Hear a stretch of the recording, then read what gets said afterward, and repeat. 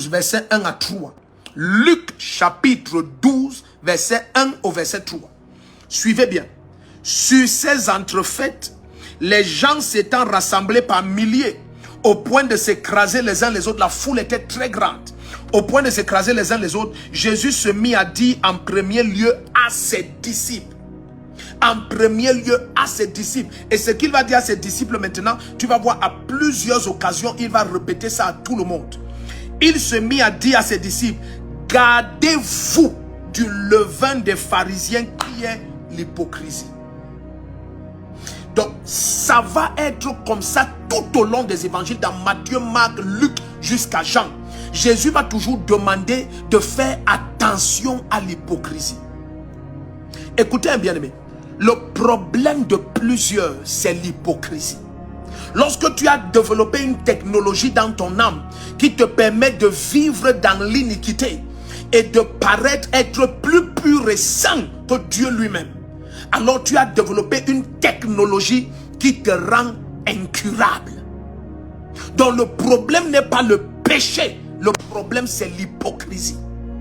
Parce que lorsque ton cœur développe l'hypocrisie, tu es capable de développer une technologie qui te maintient toi-même en servitude. L'hypocrite est celui qui est capable de paraître exactement le contraire de sa réelle nature. L'hypocrite est celui qui est capable de te séduire par son apparence alors qu'il est tout le contraire de ce qu'il paraît. Et c'est le plus grand problème de l'église et c'est le plus grand monstre qui tourmente certains chrétiens. Lorsque tu développes une grande technologie comme ça qu'on appelle l'hypocrisie, c'est une technologie très avancée de duperie de l'âme. Alors tu es capable maintenant de mourir dans un problème et tu ne peux pas te repentir parce que tu as développé un faciès et une apparence qui te donne une capacité d'être célébré et apprécié aux yeux des hommes pendant qu'en même temps tu connais dans ton homme intérieur que tu es une vomissure devant le Seigneur. Suivez très bien. Le Seigneur dit par la bouche du prophète Jérémie, il dit si ces hommes de Dieu, ces prophètes soi-disant assistaient à mon conseil, ils auraient traité le vrai problème de mon peuple. Le vrai problème que Jésus présente à chaque fois, c'est l'hypocrisie.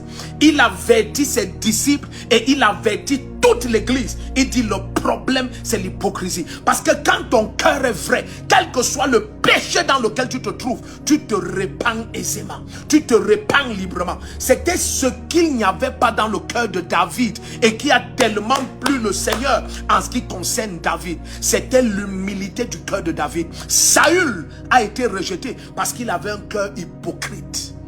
Saül était capable, malgré la dénonciation et le reproche que Samuel lui fait sur son péché, il était capable de dire à Samuel, écoute, tiens ma main et tiens ma main et paraissons main dans la main devant le peuple. Regarde le souci de Saül, c'est d'être bien vu par les hommes. C'est ça l'hypocrisie. Et plusieurs chrétiens ne souffrent pas à cause du péché, ils souffrent à cause de l'hypocrisie.